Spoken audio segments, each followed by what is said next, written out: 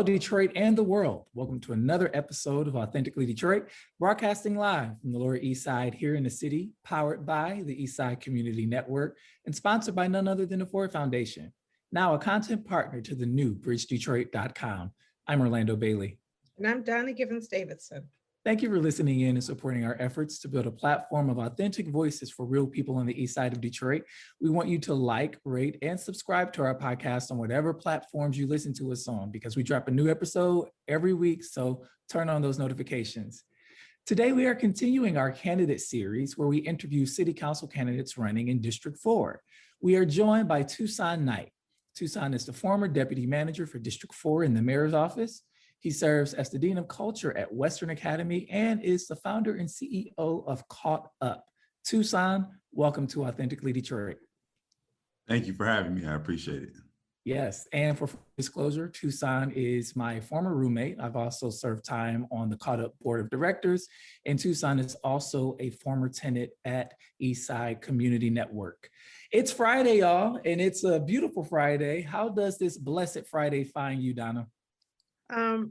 Really, excited that it is Friday and I'm off all next week, although I will be on Authentically Detroit, but I'm taking off. I'll be on the beautiful island of Mackinac, taking some time and just resting with Kevin. And so we're going to spend some time riding bikes and having some cold weather gear because it's not going to be warm up there, but I needed to get away. It's been very intense this year. I know. Toson, how are you? Oh, I'm doing good, It's definitely, I feel a little exhausted, but it's just the beginning of these times, right? Oh, you better buckle up, sir. You're running for office. If you're exhausted now, exactly. That's a problem, right? It's a grind, though. It's a grind. Yeah, it definitely is. It's been a week. Donna, I had my second shot on Monday. Mm-hmm. And so I was down for the count for a couple of days and recently got in the saddle, was getting back to normal on Wednesday, but yesterday I felt like I was my full self again. And so I'm like ready to take on the world. For me, this is still like the beginning of the week. Like, let's go. But yeah, it's been a pretty exhausting and crazy week. I'm happy that it's over. But it's time for Fresh Off the Press, news that we are thinking about. If you have pieces that you want discussed on Authentically Detroit, you can hit us up on our socials at Authentically Detroit on Facebook, Instagram, and Twitter, or you can email us at authenticallydetroit@gmail.com. Donna, Fresh Off the Press. The Detroit Charter Commission says the city is underfunding voter education efforts, and this is by Bryce Huffman reporting for Bridge Detroit. So I think that many people know, but not enough people know, that the city charter, a draft city charter has been written, has been submitted to the governor, and I believe to the attorney general, and is going to be on the August ballot. But not many people know what's in the revised city charter. It's received pushback from the mayor and some members of Detroit City Council. So this is going to be very germane to you, Toson, as you run for office. And the mayor's office says, well, it's, the city has allocated about $300,000. They're asking for more, and the city is kind of suggesting that it's not their responsibility to put out a political document.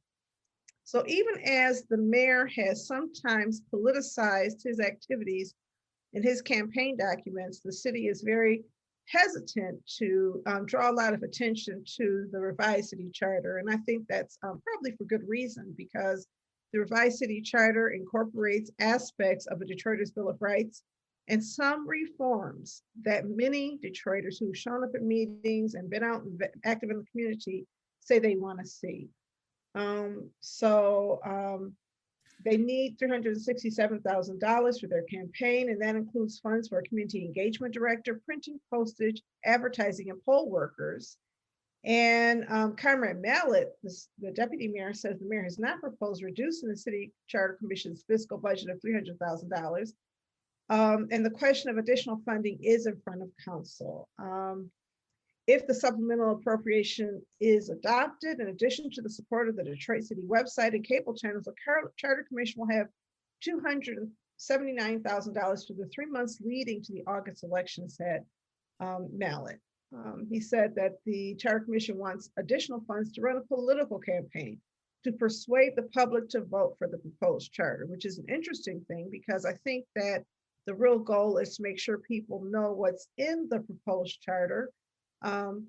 But this is an issue, and we're going to get into this when we start asking questions of you, Toson. So you don't have to weigh in now, but you can if you choose. Where do you stand on this? Do you think a new city charter is needed? And if so, are those things included in this document? You can answer now or say you just want to pass it for later.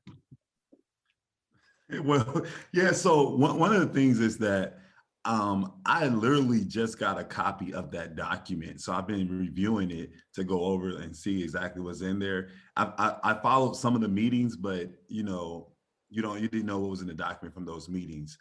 I support the current charter. I do not want to. Some of the things I've read so far is that the city could be back in bankruptcy territory, and I just kind of want to like decipher and see like where are those numbers coming from and why do they feel that way, and what is in the charter that makes the mayor and the city council feel that way. Yeah, I definitely want to see. Existing charter, are you saying? Can you just clarify what you support? Yeah, so I currently support the existing charter as it is written, but of course, I mean, the people asked for a new charter, so. Through a vote. And so I think that you have to take that into consideration as well. I think we just need to know exactly what's in the document and why do the administration feel that this will add to the budget, that it'll put like more financial burden on the city. Well, we're going to return to that when we get into the question answer series. Orlando, what's your take? I would, one of the things that the article also stated is that it was granted, the Charter Commission was granted $30,000 to run an education campaign on the charter, just letting folks know what's in it. It was interesting. It was really interesting what Deputy Mayor Conrad Mallett said about running a political campaign. I don't think it's a political campaign to educate the public on what's in the charter revision, right?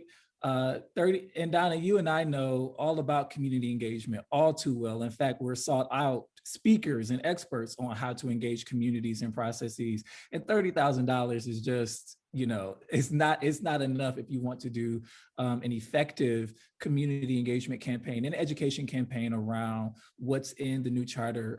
Denzel McCampbell is also quoted in their article saying that it isn't enough. And Council President Pro Tem Mary Sheffield also went on record to say that she supported fully funding the charter in that area, while a lot of her colleagues did not.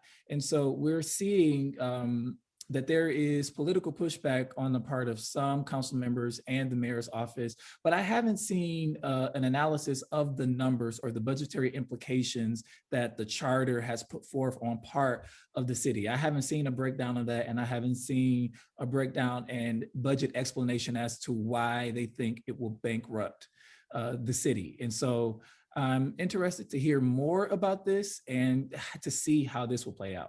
I absolutely think it would bankrupt the city. I'm in complete agreement with the city that it would bankrupt the city. If the city keeps on doing what it's doing right now and favoring downtown developers and investing in gentrification, then they can't also take care of citizens. Had a great conversation the other day with somebody who pointed out, it was Dwan Dandridge. I don't want to call him out because it was not a public thing, but I think I can talk about this. Hey, Dwan, shout out to Dwan Dandridge from Black Leaders Detroit. He had a mic drop situation where he talked about the fact that if the city has paid for recreation improvements and paid down for those plazas downtown on Woodward, which are really playgrounds for millennials who live downtown or work downtown. And, that's an investment. When you look at the fact that the city says the plans that they've created are based on funds they already have, and I live in the Jeff Chalmers neighborhood, we've got flooding going on, and we have these tiger dams that are put up behind people's houses, and the city says, it is the residents' responsibility, your homeowner's responsibility to build a seawall behind their house or strengthen the seawall to stop flooding from happening. This is the same city that is in the process of putting all of this money into AB Ford Park. And a lot of these new cool things are going to be for a new cool generation of users inside the park. And so it's a question of priorities. Can you create all this new cool effectiveness in Chandler Park, in Jeff Chalmers, or not? if it means you would have to stop doing something in order to do those things. And that's the whole basis for the Citizens Bill of Rights, is that the city should be working for citizens, not to attract new businesses, not on behalf of large businesses in the city, but the city should work on behalf of the voters and the residents who are here. It is the kind of expectations people in Grosse Pointe have of their government. It is the kind of expectation people in West Bloomfield have of their government. And it is the kind of expectation Detroit residents believe we should be able to have of our government, that we are the priorities. And so I believe that it is directly challenging the business as usual and saying we need things to be different. And people who oppose that want to keep things the same and say, well, look, we can't keep on doing this. If we do that, it'll bankrupt us. Some people would say a lot of the things we're already doing could bankrupt us. But then we tell people, well, we can't tear down that tree in your yard because there's no more money. We can't put a sidewalk in front of your home because there's more money. Austerity for the poor, and the checkbook's open for people who have money. And so that's my take on it. And we're going to get into some questions and answers with Toson, who actually worked for this mayor and actually represented some of these perspectives to the community as we move on. But what's our next story, Orlando? Fresh off the press, Kilpatrick Powell Ferguson freed from prison on compassionate release. You know, this news dropped yesterday, Donna, and I didn't see anybody who was really upset about it. There was a long letter from the federal judge, Nancy Edmonds, explaining why she released Bobby Ferguson. Bobby Ferguson is a known name here in the city of Detroit. Went down along with Kwame Kilpatrick for turning, for racketeering and, bribery and corruption and all of those things. Bobby Ferguson was a contractor with the city of Detroit at the time, but also a really good friend of former Mayor Kwame Kilpatrick. One of the reasons she stated that he got the compassionate release is because he was not the mastermind behind the enterprise that Kwame Kilpatrick was running. He was just an operative, but it wasn't his mastermind. It was Kwame Kilpatrick's enterprise that Kwame Kilpatrick was calling the shots on. And so since Kwame Kilpatrick's sentence was shortened or commuted by former President Donald Trump, she could not justify keeping Bobby Ferguson in prison, serving a longer sentence than the actual mastermind of said enterprise. She also stated that he was in poor health, that he has hypertension issues and other issues with his body. And so I know that my Facebook feed is sort of, insulated. I screen my friends heavily. And so a lot of the folks that I saw on social media, just, anecdotally, we're not mad about this. We're actually happy to, welcome Bobby home should he choose to come home. And so Bobby Ferguson is home, y'all. Donna, your thoughts? I mean, he's moving. I believe he stated in his release that he'd live with his wife, and so he has a place to live. I think we need to get into, we talk about all this police and prison reform. Does it make sense to sentence a white collar criminal to 20 plus years in prison, period? That's also what she said. She also said, is he a danger to the community? She also stated that the prosecutor's office said something like he's cocky. I don't know if those are the words. It's like, he's a bully. It's like, you know what? Shut up. Okay. Donald J. Trump is a bully. If he's not locked up, there's so many people on his team who are bullies. Look at all of those people who got their sentence commuted or got 36 months. When you look at the disproportionality in sentencing, you got to have that conversation because it's a race justice issue. I am no Ferguson fan, but I am also not a fan of large, long prison sentences like that are disproportionate to the crime. I think we also talk about this want and need for Black men who commit white collar crimes to be very, very apologetic. The Detroit News sort of mentioned in the article that Bobby Ferguson never apologized. In fact, when he was sentenced, he talked about the disproportionality of Black men being locked up at a higher rate than other ethnic groups. So he never was remorseful. Where does that come from? Why? I need Colin Finley to apologize. First of all, I'm gonna say it here. I need some apologies, okay? Because he has been offending me every time I don't even like reading Well, his I want articles. you to know that Robert Snell was the reporter on this Okay, well, article. but Nolan Finley is the editor of the opinion page, I believe. So it doesn't really matter. People want this humility from Black folks. We're supposed to be humble and appreciative. Thank you, Master. Thank you for letting me be here. Thank you for letting me earn this money. And if I mess up, I'm so sorry. There is an expectation around how Black men are and how Black men behave that is rooted in plantation expectations and Southern culture. And you know, so when you start hearing them refer to Black men as uppity, you know, and maybe they'll call you uppity, you're cool as long as you're doing their bidding, but when you don't do their bidding anymore, now they want you to be on your knees. The reality is, I don't care about his manner, I don't care about his apologies. Did he commit a crime? Was the sentence proportional? The end. We can't get into personality profiling and deciding this is what the good Blacks are like, and we're going to let the good Blacks off, or whatever it is that we do, because it's racist. You don't have to like Bobby Ferguson to say that he is entitled to the same treatment as white people in America. And there were a whole lot of white people who were in the deals, in the boardrooms with him and Kwame Kilpatrick, signing deals, who never did a day in prison and who are still making money now. One of them, Anthony Suave, was a big person who was a person, I'm calling names because it's in the public record, just participated in the Fiat Chrysler deal. And I've never heard him say, I'm sorry, but he acknowledged all of the ways that he was engaged with Kwame Kilpatrick. And so, you know, listen, if I can't say his name, he didn't even go to prison. Certainly we can talk about him, right?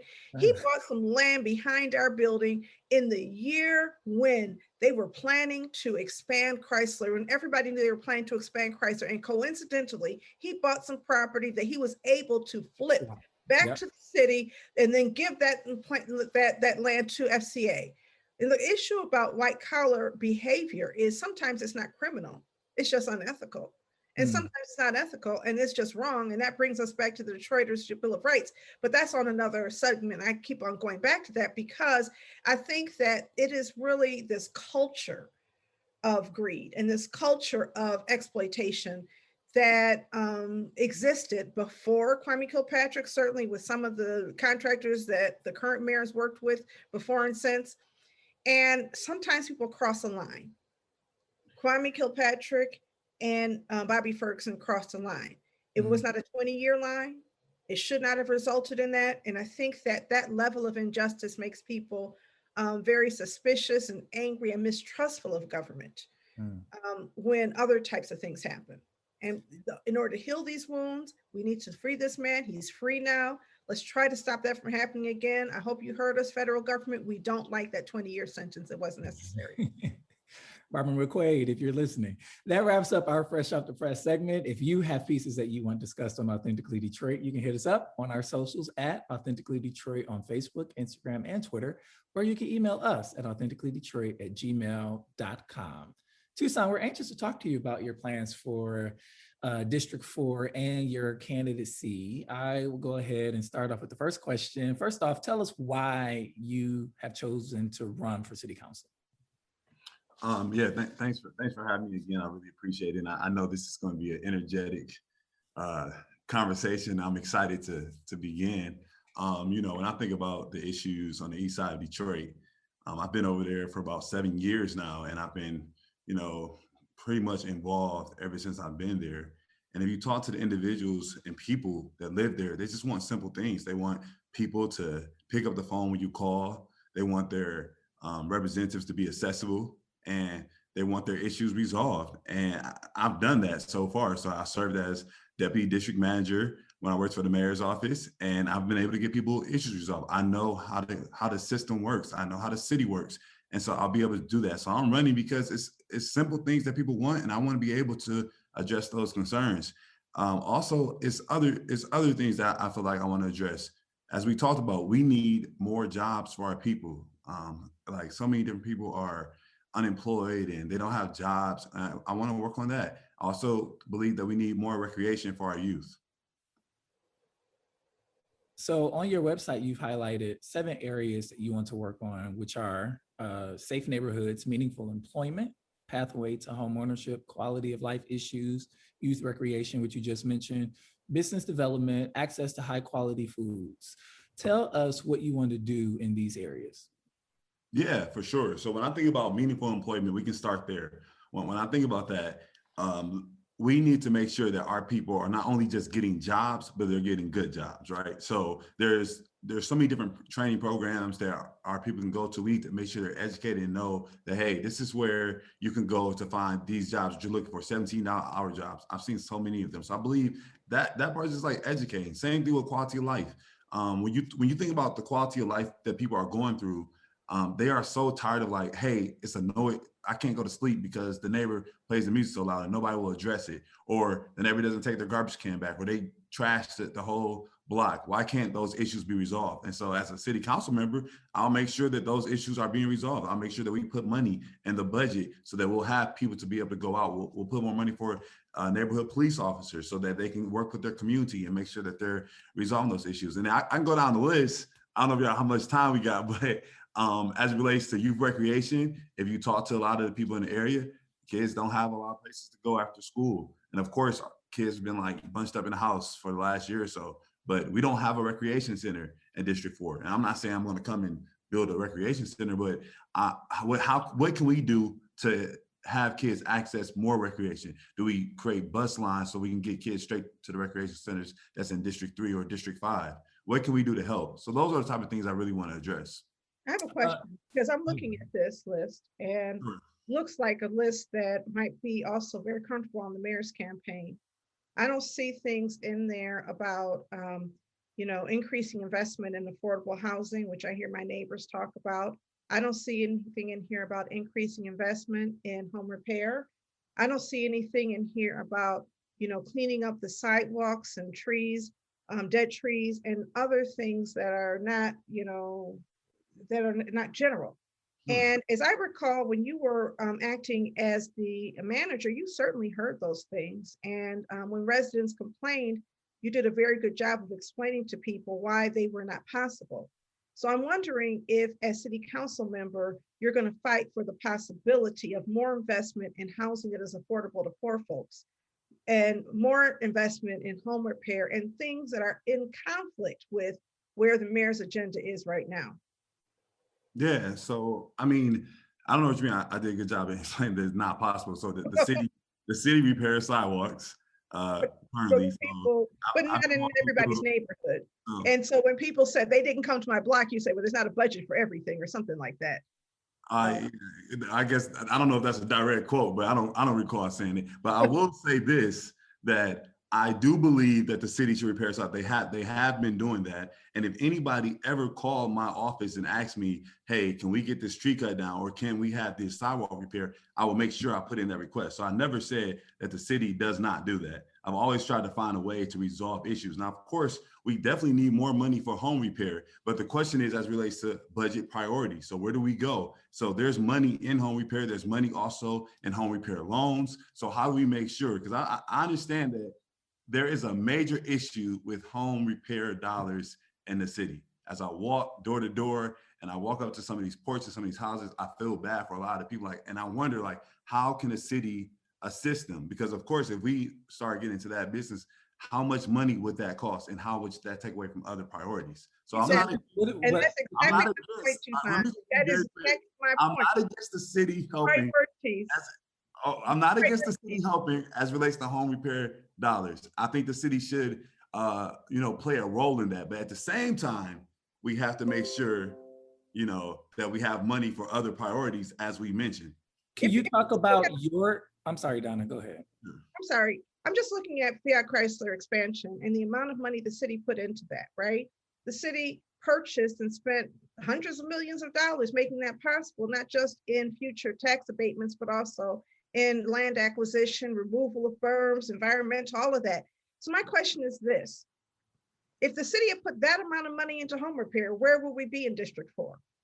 Because right now you have households that are on the other side of that, where a berm was removed, a wall was thrown up, and you have people who are getting $15,000 per home, which is insufficient to the cost. So I guess my question is priorities, because you're right.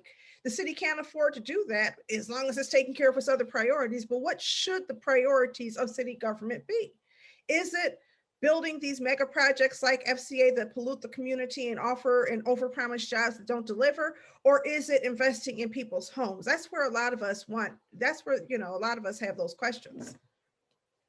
Yeah, well, I know several people that was not employed, and because of that community benefits agreement that was put in place with Chrysler, now they are employed at Chrysler and making money that they've never seen before. And that's what I mean by meaningful employment. That is meaningful employment. There are a lot of people are employed at Chrysler because of that expansion. So of How many course, people? I'm not exactly sure the amount of people. I know that first it was offered only to Detroiters or originally. So it was, well, that's what the agreement says, right? Mhm. The agreement says not I that see there's shaking your offer head, for no. Detroiters. The agreement says the Detroiters can apply At first. first. That's Okay. what the agreement says. The union agreement says that if somebody wants to come from any other place and work in that plant, they get first dibs. The Who union are already agreement says employed. after that, if somebody is employed as a temporary employee, they get second dibs. And then after those dibs are filled, then the city, the Chrysler will bring in new people. And so it's never been clear how many new jobs were created, but it's not 5,000 jobs. It's not 4,000 jobs. And the reality is that if it was 2,000 jobs, then you have to ask yourself how much we paid per job. Is it worth it to spend $200 million for 2,000 jobs? Let's look at the math. Or could you spend that money differently, especially when the growth in income is not going to produce more revenue for the city because you've abated their taxes for the next few years. So I think that that's where the balance comes in. And it is, why wouldn't the city get a guarantee on you will hire 5,000 Detroiters as opposed to we'll let you apply first? So, well, let me say this. As a city council member, I'll make sure those things are in place. I'll make sure that there are agreements that we stand on. My understanding was I thought that they offered the jobs to Detroiters first. And so, you gave me a better understanding of that. But from my understanding was that Detroiters got to apply. But I do know of several people who were not working and not in Chrysler that got jobs. And I think that's important to mention as well. But I do agree that, as a city council member, this is what I can tell you I can do. I can't tell you about that because I'm not in that position. I was not there when that happened, but I can tell you that there will be agreements put in place that will make sure Detroiters are hired and that Detroiters are having meaningful employment. Can you talk about your vision and your priority as it relates to owner-occupied home repair? You talked about city priorities and things like that, but as a person running for office, most people running for office have big vision, right? And make big promises. What do you think about advocating and figuring out how to address owner-occupied home repair in the city? There's a huge disparity. It's gentrification over the process of years, because if people can't keep their houses up and their homes becomes dilapidated, then they have to go, then they're displaced. And so as a person running for office, what's your priority as it relates to owner-occupied home repair? Grants in the form of grant money. Yeah, so I definitely, one of the things that I believe is important is that we need to find out exactly what the numbers are. We need to work with individuals to find out, how many homes need to be repaired, and some of them that are in really, disrepair, roof about to cave in, those things we need to kind of figure out and see how we can leverage resources to help those individuals with those type of repairs.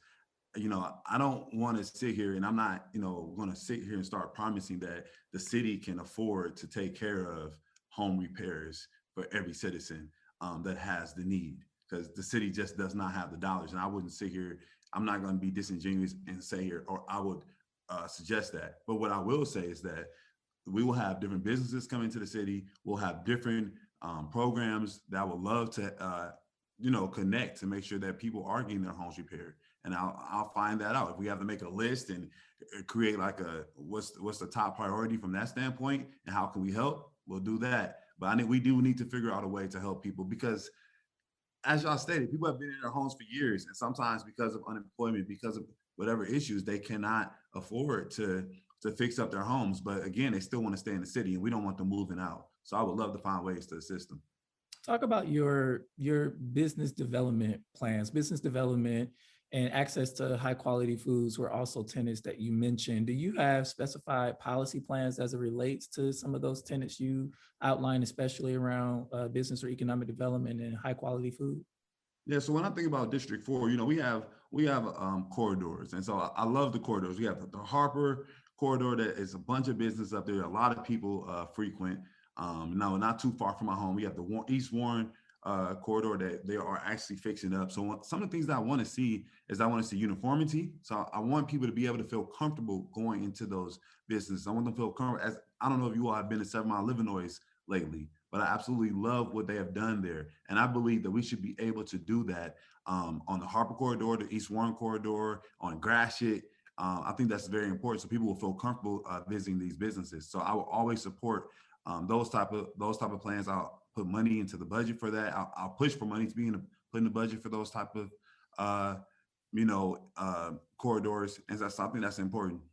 Those corridors are all the strategic corridors that the city has outlined. What Sure. about other corridors that are not strategic or of strategic interest to the city? Are you also interested in putting money into those corridors? Well, so I don't know about if it's strategic to the city or not. I think it's strategic to people, where the people go. So I'm interested in having conversations that will move forward and that are realistic, right? So when I think about the Harper corridor, there's a bunch of people that frequent the Harper corridor on a consistent basis, right? Same thing with East Warren. So I know that we need to be able to put funds there and build those up, and hopefully we can expand. But we know What about Mac? That's in District 4. Mac is also a strong corridor as well. But I mean, the question is right now is where can we put our priorities? And Right. Mac So have a that's strong- cool. I just want to clarify that all Yes. of the streets that you've named are city priorities. And so it's not, and that's cool. I just want to put that on record because Mac has as much opportunity for everything you're talking about. People go to Mac as often as they go to these other corridors. It is a strategic decision not to put money there. ECN has been building up Mac. And so I just have to say, and that's let me a tell good point. you, I actually, so on Mac, there also is a nice corridor on Mac and Alter to have that shopping center over there. Yeah, That EC is can very get that. nice. Yeah, which is wonderful. So I'm saying, like, so Mac, it's not like Mac is just completely ignored. I'm saying there's a place that people go. I love there. Actually, that's where I got most of my signatures to run for office. So I know a lot of people frequent there, and I believe that's a nice corridor already. Of course, there's more that can be done, but I'm saying, what are the top? We were talking about top priorities right now. I understand what you're saying. It I sounds want like what to- It's not based on the city. but it's the It's not same. based on the city. I want to be But clear it's on that the as same- well. But it's the same map. So let's move on. Can I wanna just ask dig you in right another there, Donna? Uh-huh. I just wanted to stay right there for just a quick second. I want to ask you to dig in a little deeper about specific policy objectives or outlines that you have concerning some of these tenets. So you talked about supporting folks, you talked about working with folks and advocating for folks, but what does that look like enshrined in policy for you? Well, so what I think about it is like, I don't know about specific policies as it relates to that. I know about programs, like we have the Motor City Match. So the Motor City Match is a program that helps people. But I understand the programmatic piece, and the only reason why I'm pushing back just a little bit is because City Council is a legislative body. It is their job to legislate. It is their job to create policy. And so I'm asking that policy question, and I'm hoping that you have built some sort of coalition or some sort of inclusive process that's helping you develop actual policies that would will help support these tenets that you name. I mean, they're admirable, right? No, development. Well, I just want to be clear. So I absolutely understand that there's policies and things that need to be put in place. So for example, when you talk about the businesses and the uniformity, I think that we need to be able to put in ordinances that requires that, so that when people go there, so those are the type of things I'm talking about. But I'm saying, as it relates to business development, we need to be able to find ways to support them. And that's why I think it's the most important piece. businesses, existing businesses or new businesses? I think both. I think both. You know, you can't go nowhere. You have people that are already there that individuals love. Then you have those open storefronts that people want to move into. That people have a lot of different ideas that I was speaking to over the past few months. So I think you create those environments where people want to come to those corridors, Right. including Mac. Well, yeah, exactly. Because yes, I want to commend my predecessors at ECM, Maggie DeSantis and Angela Brown, who's still here working with Mike Cures and creating a very attractive shopping mall. The same developers created a mall on Jefferson. And there's a couple shopping malls on Jefferson, but we don't have the mindset that you don't invest in Jefferson because we already got a couple things here.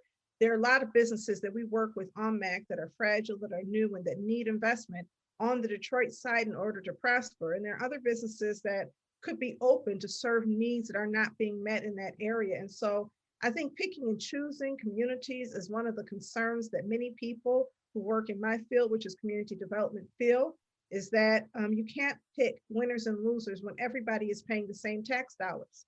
If I'm paying tax dollars and you are, and your neighborhood gets picked as a neighborhood worthy of investment, why am I paying?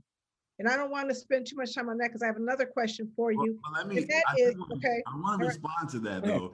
I believe that as any type of person that has fiduciary responsibility, they have to be able to put out priorities. And so that's the most important thing I think that we're kind of jumping over right here. Yes, I agree that you want to fix up every corridor in the city, that you want every abandoned house tore down in the city, you know, that you want everybody to have home repair in the city. But at the same time, if somebody was to get up here and start promising that everything's going to be done at once and everything should be included, then they're not being truthful and realistic.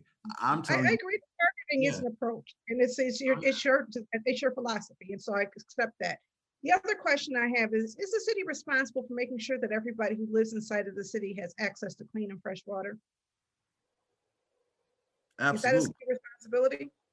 Well, I believe that yes, everybody should have free and fresh water. And I believe that the city can help as it relates to that. Is the city responsible for ensuring that people have access to free and clean and fresh water? The water. So this is how I feel about the situation. I feel that everyone should have free. I don't know about free, of course, water. Clean, I said clean and fresh water. Oh yeah, clean fresh water, of course. Absolutely. What if I can't afford to pay for it? Are you still responsible? If you can't afford, so that's where I kind of figured you were going with it. So my policy as it relates to that is that we need to figure out how many individuals that are in need of water assistance. So for example, you know, how many people can't pay their bills? And how do we figure that piece out first? And then how do we fund programs like RAP that can help people keep their water on? And that's what I believe the city should do. I believe should be the city's role in that matter. Have you talked to water activists about the difficulties and the problems with that? Well, I understand that there are issues. I mean, the biggest thing is that individuals need to know where to go and what to do. And so I have not had those specific conversations, but I do understand the issue really well because just by virtue of reading a lot of things on it and also being in the mayor's office for a while, I think the most important thing we need to do is to make sure those programs are funded so that people can access them. If GM doesn't pay his water bill, should GM's water be shut off? Absolutely. If they don't pay their water bill, it should be shut off. Has it been? Say it again. Has it been? I'm not sure. I haven't heard that GM had a huge water bill, but you heard about all of the businesses that have unpaid water bills that were not shut off? Yes, and I believe that, and again, so as a city council member, I will push for anybody that doesn't have their water bill, especially businesses, that should be turned off. Now, as it relates to citizens, I don't want to see citizens cut off. What I do want to see though is that we find funding to assist them, and there is funding out there. Why do people have to pay for water? Because water costs. I don't know if you've been down to the water treatment plant, but it costs to run those plants. Also, if you know, I know you used to stay in East English Village. I heard you say you stay in Jeff Chalmers now, but if you look through, a lot of people, yards and stuff are being torn up. A lot of people are upset about that, but you know, they're replacing the water pipes. So those things cost, and I believe that. So how do we manage that? I don't know. Our roads cost money. Do we have to pay to ride on our roads? I had a very it's interesting that you're making these points because I had a great conversation with someone about that. And what I believe is that right now we need to make sure that we find money for individuals that cannot pay for their water bills. And that's where I stand on that, that we need to make sure that we were able to find money for that. And then that's what I'll do as a city council member. That's what I'll fight for. And I don't ever want to see anyone bills cut off. There's times that I've helped pay people water bills because I don't want to see their bill, their water shut off. And we need to figure out a way to make sure that it doesn't happen. Over $600 million was overcharged in property tax assessments. And there are many people who believe that the city has a responsibility to make reparations to those people who were harmed. Do you agree with that? I believe that the city should do something that's in reason, of course. What does that mean? Can you define what's in reason? Well, I think that, this is a very complex issue. That money, that the $600 million they were overtaxed, that went through a lot of different entities. It just didn't come straight to the city.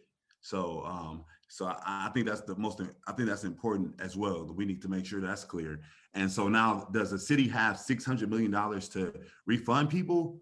The city's budget is $1 billion. So I don't know if we have that amount of money to do that. What I do believe, though, is that there are things that the city can do to help those individuals. For example, I support the plan that was kind of put forth where they're giving access to certain jobs, they're getting access to certain properties. How can we fix that? Because, like, for example, say for example, we gave them a property back.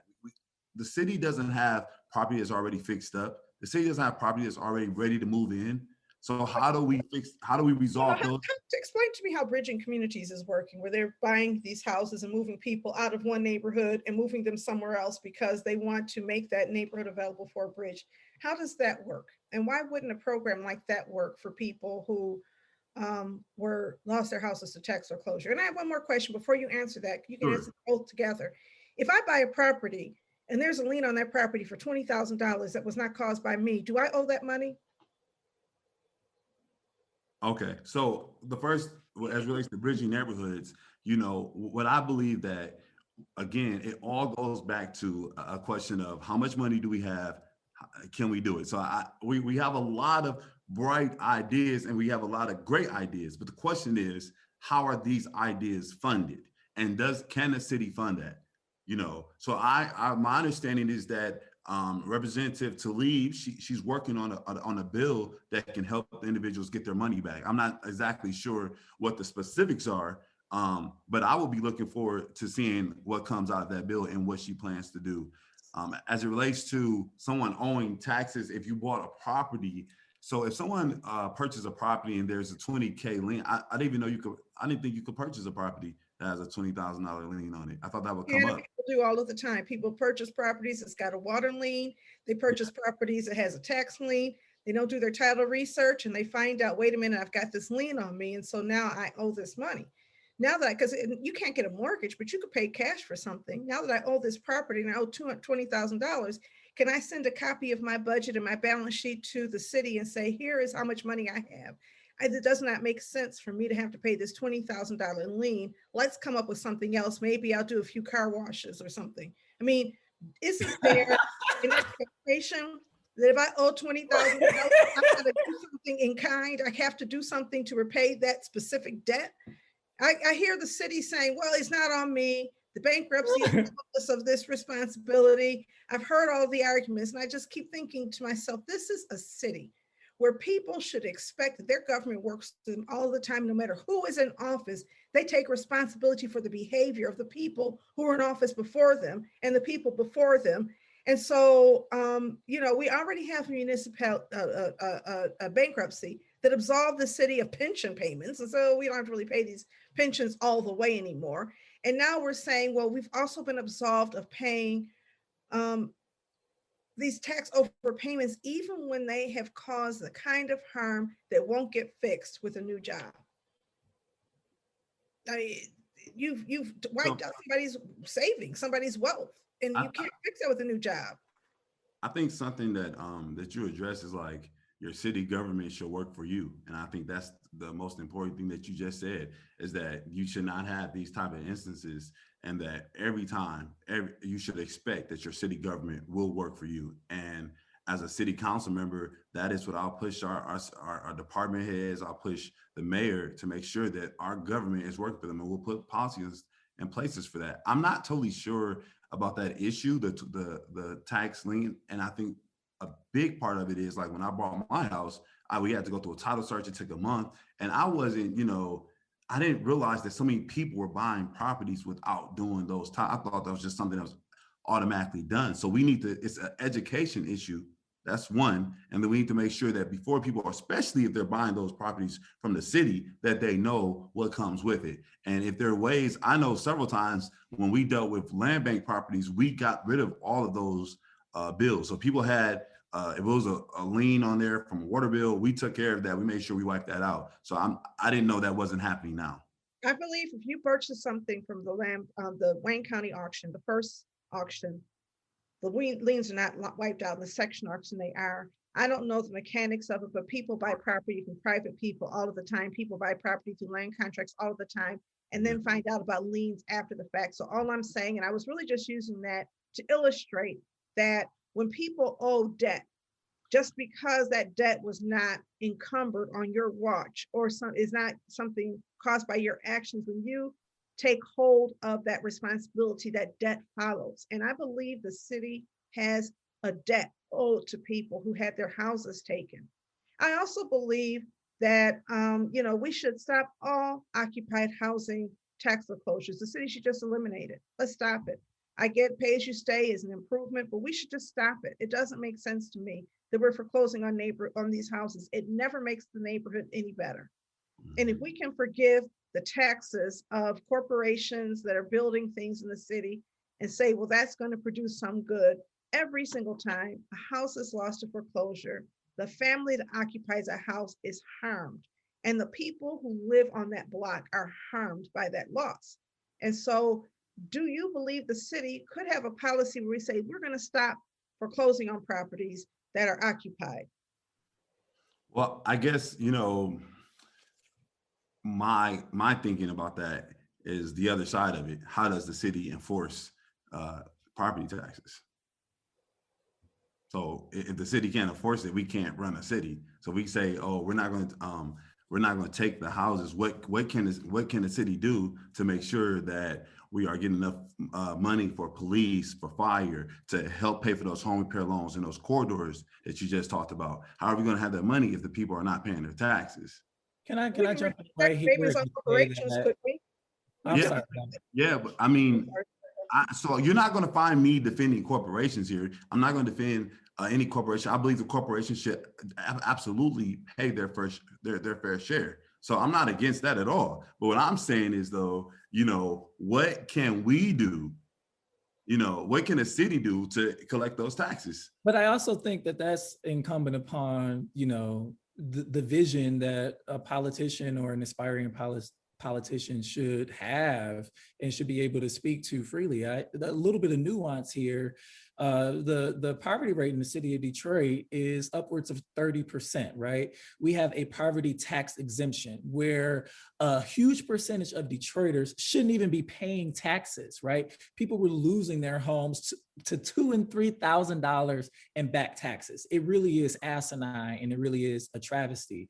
And folks have to reapply. Poor people got to reapply for an exemption every year. That's if word gets to them that they actually qualify for this exemption. Is there any way, or have you given any thought to automatic enrollment in exemptions for poor people who automatically qualify for this exemption anyway?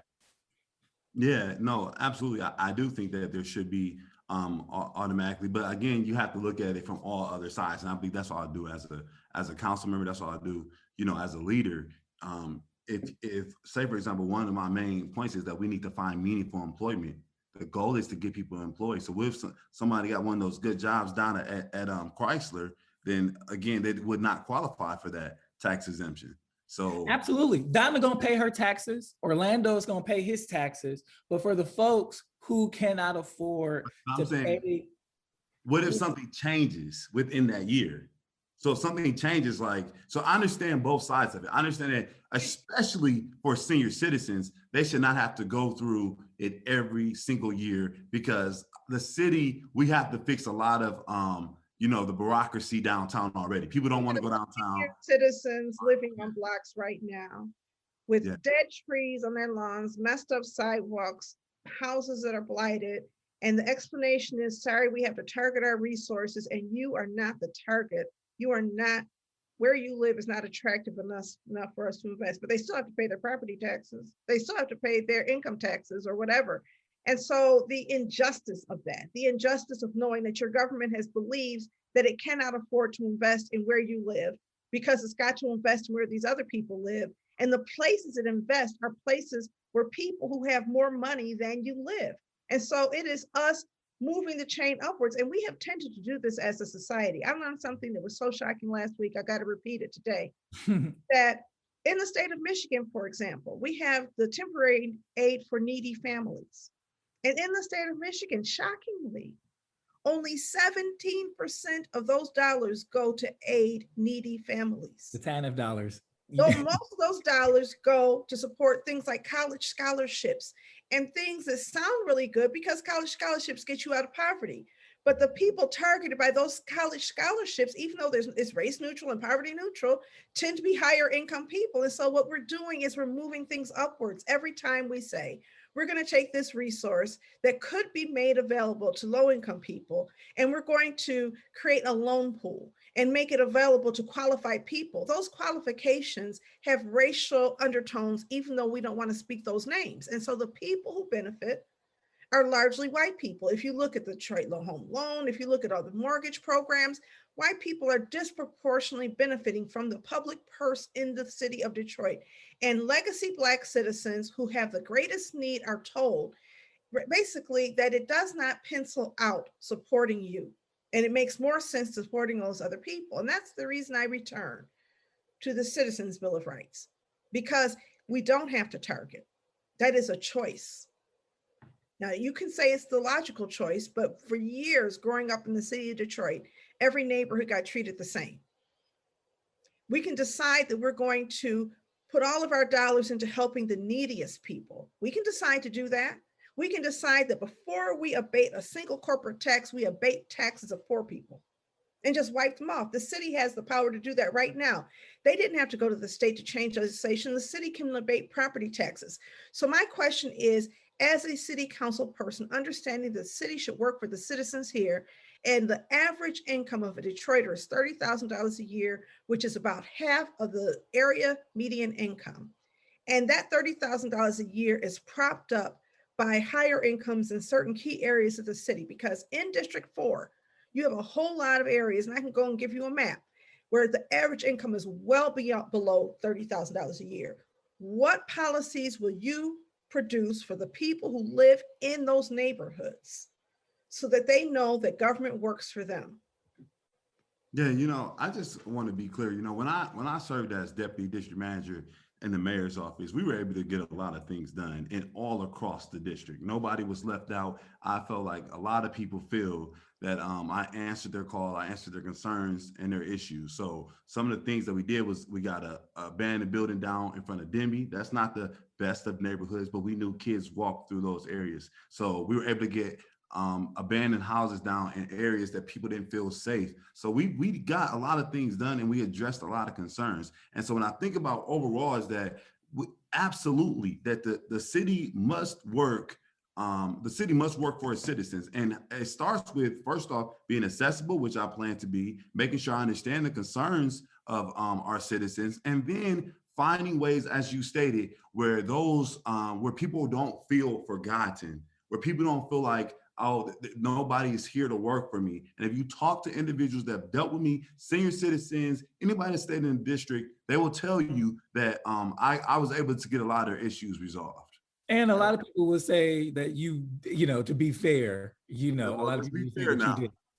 A lot of people would say that you did. A lot of people would say that you didn't get their issues resolved, and that a lot of people share a contentious relationship with you, Toson Knight. And I think you know that. I want to ask you about who are you working with in the community? Like, who are you building coalitions? Are you partnering with organizations to build out your agenda, to build out your policy objectives?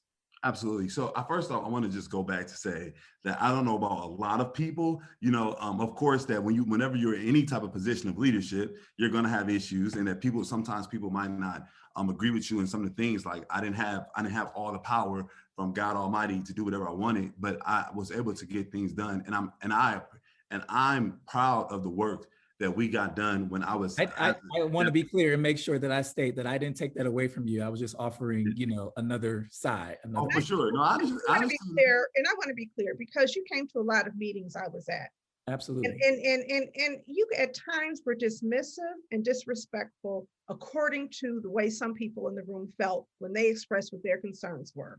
When people said they thought government should work a certain kind of way, they did not feel valued. And I know that because when those meetings were over, I got the feedback. And so I'm not saying your intentions were not good, but I am saying that somehow smirking when people are telling you that these are things that are happening to them, and that sometimes happen, did not create a condition of feeling like they were cared for. And so. Well, let me just say this, I feel like, so first off, I've always smiled because I just always just said, and I agree, certain situations don't call for that. And that was also, a few years back. Everybody has the opportunity to understand and be able to read rooms and understand them. Like sometimes, you need to show a lot more concern as relates to it. And of course, like when you're into it day to day, you've been giving off feedback. So sometimes you just kind of get caught up in that. But I don't want anybody to ever feel like I can't resolve their issues, that I do not care about their issues. And that's why I'm happy to have support of people like Willie Mae Gaskin, who ECN honored, because I've always answered the call, always, resolve their issues. I'm happy to have support like people like Karen Knox, who's over Eden Garden, Sandra Turner Handy, who's over in Demi neighborhood, because these individuals know that I always responded, I always dealt with their concerns. And that's how I plan to be as a city council member. And so when you talk about the coalitions that we've been building, I've always had a wonderful working relationship with the police department. We helped start a program called the Brotherhood, where police mentor kids in the community. And of course, with everything going on with the police, that's a wonderful program because kids felt like they were safe going to police officers. So I think that's important. And I believe also as well, we have relationships with mostly all the schools there in the community. And I think that's important. So we've been building a lot of coalition. A lot of people are supporting this campaign because they know of my work ethic and what I've done for the community. I'm so glad you mentioned Willie Mae Gaskin, so I don't have to. But now that you bring her up, what does her block look like now? Have there been demolitions around your house? Well, I'm not totally sure because I'm not in that position. I've been in that position for about 3 years. But on Harding Street, like I said, when Miss Willie Mae Gaskin called me, I was able to get her issues resolved. I'm sure, I'm not totally sure, but I'm sure with proposal in that there should be some houses demolished. Right. Something that you supported, right? No, well, we don't. Not. And I looked on the map. I was neutral. I looked on the map and I did not see any of the houses on her block slated for demolition. Trust and believe she is my inspiration behind so much of what I do. Because When I first started back at ECN, I knew her. She was volunteering when I first worked at ECN in 1993. And when I left in 1997, she was a member of an advisory committee of a program that I ran. So coming back in 2016 and hearing from her, the city government does not care about her was very upsetting to me. How many times did she call me about water main that was on the street next to her, or about the abandoned homes, one of which had a tree growing up through it? She is an example of a person who has earned every single stripe and who called on government. And as long as I have looked, and I have been looking and keeping tabs of her, because I said, you know what, when the houses go down on her block, I will be relieved. And I really want to see that happen. So she's supporting you. Are you committed to making sure that her block gets fixed and that she is able to live in a decent environment based on city resources? Is there enough money for her block? Well, absolutely. As I stated, when I served as deputy district manager, I tried to answer every concern, return every call, visit every house that people said was abandoned and causing a nuisance in the neighborhood. There was even times that people could call me, and if the police didn't show up, I would go to their home and wait until the police came and call the police commander and say, I'm going to wait here until we get a police car. So I've always been out there for the community. And Miss Willie Mae Gaskin, as you stated, she's an inspiration to a lot of people because she's definitely an inspiration to me. And we will make sure that we get those issues resolved that she have on her block. You talked about having the support of Sandra Turner Handy, Willie Mae Gaskin, and Karen Knox. Do you have the support of Mayor Mike Duggan? So I've not asked for the support of Mayor Mike Duggan, and I've not requested it. And so I plan on running my own campaign because I already know, as was stated here, a lot of people will go like, hey, you're the mayor's guy, which is totally not true. And that's what I can say about that. So where do you and the mayor disagree? What are the differences between what you would do as city council person and the policies that you see the mayor putting forth? So what I think about as relates to the city, I can tell you some of the things that I've learned. So when I was working for the mayor's office and under Charlie Beckham, who was a wonderful mentor and help, but some of the things he told us on a consistent basis was to push back, learn how to push back as it relates to issues that are happening. Some of the things that I can tell you that I pushed for was speed bumps. If you talk to people in the community, people always wanted speed bumps down their street. The city, there are certain people that did not feel the same way about that. They came along after I left, which was a blessing and great. But those are some of the things I pushed for, and that it wasn't always an agreement on that. And so as it relates to, some of the policies and things put forth, I believe that I'm not going to just get on and say, I disagree with the mayor here, or I'm not just going to disagree with the mayor just to disagree with the mayor. I'm going to be my own person. I'm going to look at things and see if the community supports it, if it makes sense. And if, as people say, are Detroiters going to be made better from these different policies or issues? And that's what I'll go with. All right, well, that's an interesting question. Here's the thing. I think that it's good to have good people. I'm not a person who believes in that the fact that you can fix government by electing good people, right? People who care, people who are nice, all of that kind of stuff. There's a lot of people who are in public office who are really nice people and very friendly, but I don't support their policies because policies are about structures and institutions of government and how government relates to the community above and beyond the individual. So it's wonderful that you stood there and did what you did for people when the police would not respond. It's terrible that the police would not respond. And how do we restructure policing and public safety so that people don't need to call on friends and neighbors to make sure that somebody's going to be there with them? It's wonderful that you were there to answer problems, but I want to make sure that the government is there in a way, in a structural way, where we are depending on good relationships with the right person, hookups and friendships and advocates, but the government is there doing the job. And when the advocate shows up, it's because somehow government rarely, once in a while, fell apart, as opposed to what I hear from so many people, and that is government is not working for me. Speed humps, we got a speed hump near me. My husband loves it. I'm not so crazy about it, but he's helps me, because it's an inconvenience. He helped me understand I was wrong, and so I agree with him. You're right, Kevin. I treat it like a stop sign now. I think before I treated it like a stop sign, it was getting on my nerves. I was like, oh, I got to find the right speed to drive over this thing. It's like, you are going to destroy the car. Okay, I'll stop and then slowly go over. And that's my new way. But there's a lot of Donna likes destroying cars. Only yours, Orlando. Only yours. In the water. The side of your car is not safe with me. Speaking of speed humps, so many people don't have speed humps and they are asking for them. And so even though we announced this is policy, this is another example of a policy that gets announced and people get excited and now they're waiting. Like the rollout of this. Yeah. Right. So a few things. One is that, like, when I mentioned like the idea of like waiting for somebody until the police came, that is not, like you said, that's not the ideal situation. You don't want that. But I want people to know that to the lengths I will go to make sure that their issues are resolved. of course, we want to make it where people do not have to call me or call, for, like you said, favors in to get things done. We want to make it where things are already getting done and government is working for them. As it relates to the speed bump, I'm not totally sure. I know there is a map. I know that there will be a lot more speed bumps put out this year. And I mean, even honestly, I have a concern with some of the speed bumps. I don't know which one you have, but there's some that they have like, there's like 3 separate ones. And then there's one there is like there's something all the way across.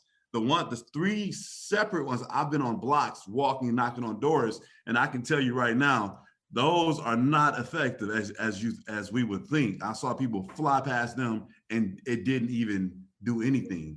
I was Well, pretty the shocked. underside of my car is bears witness to what this one does.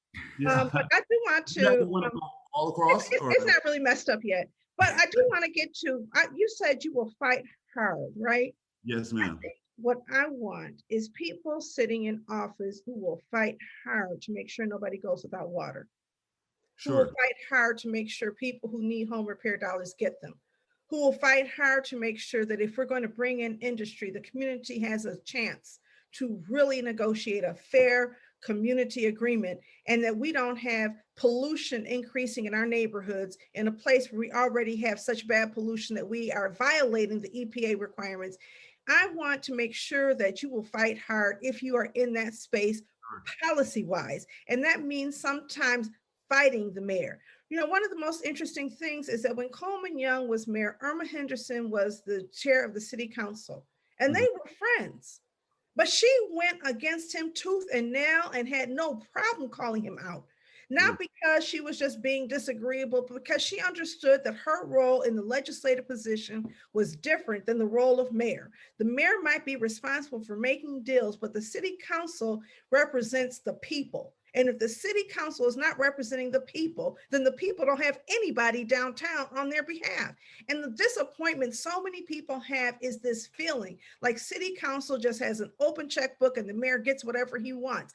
I don't think being disagreeable to be disagreeable is a thing, but if there is a need to have balance of power, that's why you have the mayor's office. That's why you have a separate executive, legislative, and judiciary. When you have bragging points that the mayor's office and the legislative office get along so well, we never have disagreements, that's not good. You're supposed to disagree.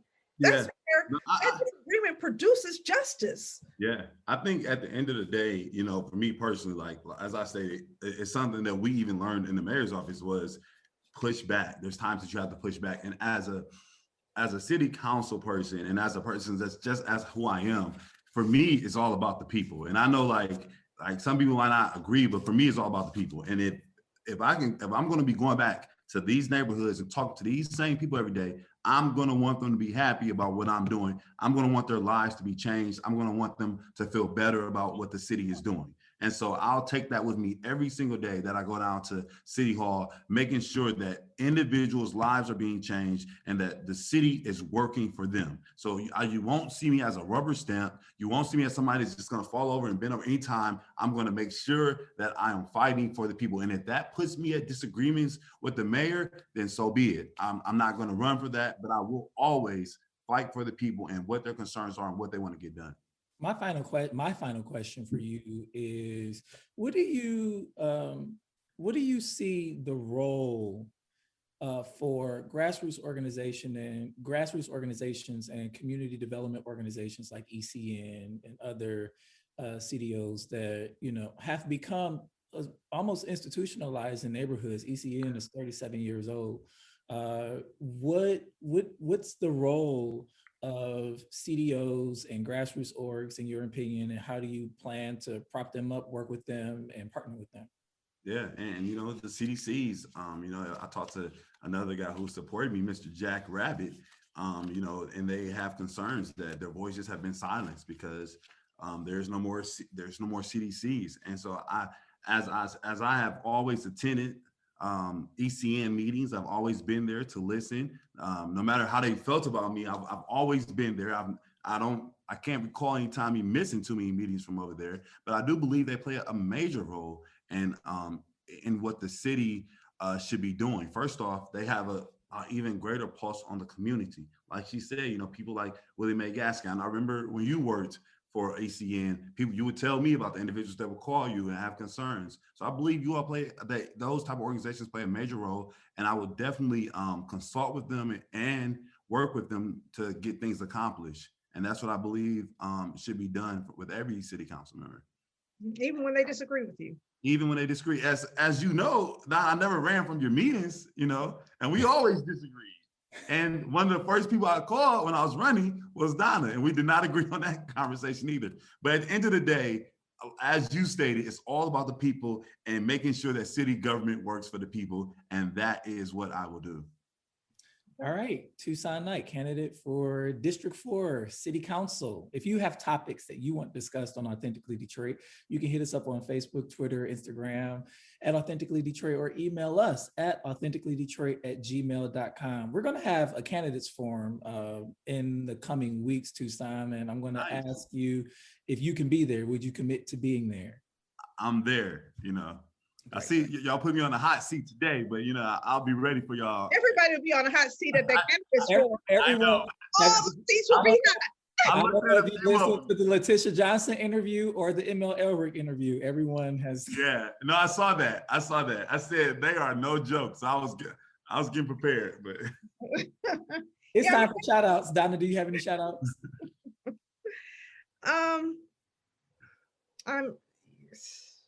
It's been a long week. So I can't really think of anybody right now. And I had them on my mind.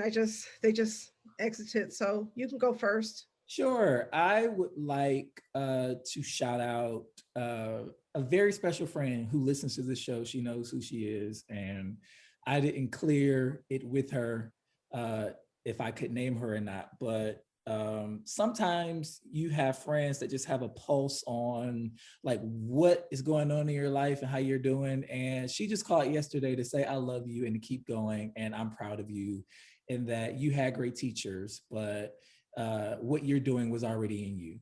And so she knows who she is. I appreciate you. Shout out to you. I also want to shout out the Urban Consulate. We are still premiering our series, Urban Consulate Confidential. Our first episode with Tamika Butler and Jay Pitter aired last week. The episode with Dr. Andre Perry, author of Know Your Price, and Akeem Dixon out of Philly aired this week.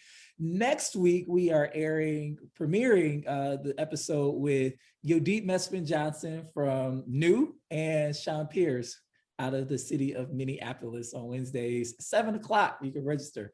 So make sure that you take time to go on urbanconsulate.com to register for that and visit my website. Hey, have I plugged my website on here, Donna Gibbons? I don't think I have. OrlandoPBailey.com. OrlandoPBailey.com. Check it out. You had to use the initial? Yes. But you need to buy OrlandoBailey.com. And so I have it. Use that. I own it. Okay. Oh, okay. All right. Because I was like, I kept getting error messages, so I put the P in there. He was like, you better put some respect in my name. And I respect that P. But listen, I want to shout out Ali Darrell from Writer Cooperative, who is our partner. Hey, Ali, he's a former Detroit Innovation Fellow who I helped to. Yes. He's amazing. And so he's working with us on creating a solar plan for our building at 441 Connor, which I think people know now. We are naming it, we're turning it into a wellness hub, and it's going to be the Marlo Stoudemeyer Wellness Hub. Shout out to Model D, Donna, for carrying that story. What an amazing feature. It was great that they carried it. It was one of those things, we had a meeting and we were talking about, we need to name this after somebody. We need to give this a name. And Marlo came to mind. And so that was just really a great thing. So yes, Valencia Stoudemeyer. Yes, I'll shout out to Valencia. Shout out to Valencia, who his beautiful wife, who and mother of their children. So I'm really excited about that work. But again, Ali Darrell sat in on a conference and helped deliver information to some of our partners at a PRC conference that took my time away. And I want to shout out Monica Lewis Patrick, one of the panelists on a water workshop that I was on, because Monica is the most fierce advocate for water that you can ever know. And it's so interesting when you have these national conferences and people across the nation know her name and know her work. So it was really funny yesterday. It's not funny. We were using this hop-in technology and she couldn't hop in. So she could get on, but she couldn't turn on her microphone. And I had to speak on her behalf about her work. And I was really excited that I knew enough that I could tell some stories. She had a nice video, but she said something at the end. And I really want to close my comments with this because she said something that was so meaningful at the end of a meeting we had yesterday about water rights. You know, her mother was in the military, retired from the military. And when she came to Detroit and she was working on water, her mother told her that with the Geneva Convention, even in the Geneva Convention, it was determined that it was inhumane to cut off water from enemy combatants. And if it's inhumane to cut off water at a time of war, how are we doing it here? I don't know the way, but I can say this. We are a city of can do. We have made things happen, and we have got to find a way that everybody in this city has access to water. It is the role of government, in my opinion, to make sure that people have water, that people have food, and that people have shelter. If that's not the role of government, by the people, for the people, and of the people, I don't know what the role of government is. And that is why I support the Detroiters Bill of Rights. And I hope by the time we have our candidates forum, you will have read that, Toson, answered all of your questions. I'm hoping you're going to come prepared to explain to us what you will stop doing so that you can support the Detroiters Bill of Rights as city council member. Donna, can I put on my ECN board member hat and say that ECN hosted a magnificent 37th annual meeting last week. Shout out to the staff at ECN, Camille Johnson, and all of the directors who played a role in bringing that up. And I want to shout out all of the new board members. I'm super excited to welcome Clorinda Harrison to the ECN board, Edric Goudet to the ECN board, as well as Bradley Merrill from, man, listen, Black girl power, Black girl magic just came to ECN's board of directors. Yeah. Are you the chair? I am not the chair. Charles Walker is our chair. Charles Walker Orlando is the chair of One Detroit Credit Union. The wonderful Charles Walker is our chair from Fair Food Network, a resident, longtime resident of the East Side. So we're excited to have the leadership that we have. It's great to get these new board members. I looked up and I was like, this is a boys club. We have 12 men and 8 women. What's up? So we decided to balance those odds and now we're equal. Shout out to the community for confirming those board seats. Listen, thank you for listening. We will see you next time. We want you to catch the wave.